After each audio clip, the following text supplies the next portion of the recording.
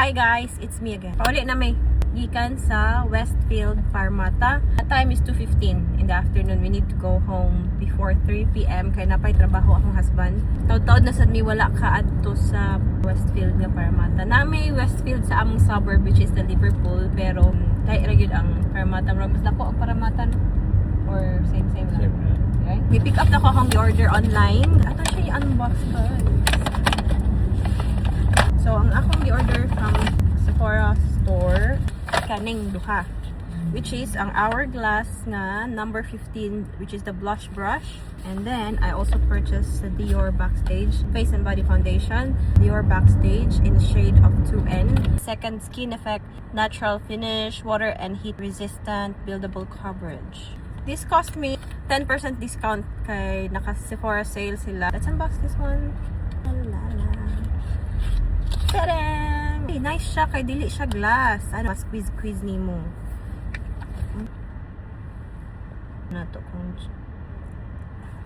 ano siya. Okay, I think this is my perfect match. And this is the Hourglass. I've been seeing also a lot of good reviews about this. Ano siya guys. Next is guys, kanina nagpalit ko. Barato rin siya, $13. Pero ako nabayaran is $9 na lang. Kaya nag-less siya 30%. Budol na sad ko. Napog ko is Skin Glow. Same shade, 2N. Nagpahit na lang ko kay nga no. Instead of 107 ang iyang price. Last day naman sa Sephora sale today. Nakoy 15% discount. So instead of 107, I paid $90 something. 90.95 from $107.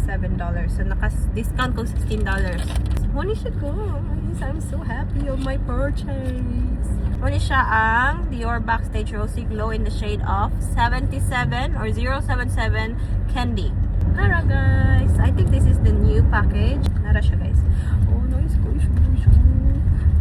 Nice gigi siya guys. Ay, makabuang kay. I love the shade. Na siya yung mga silver dust.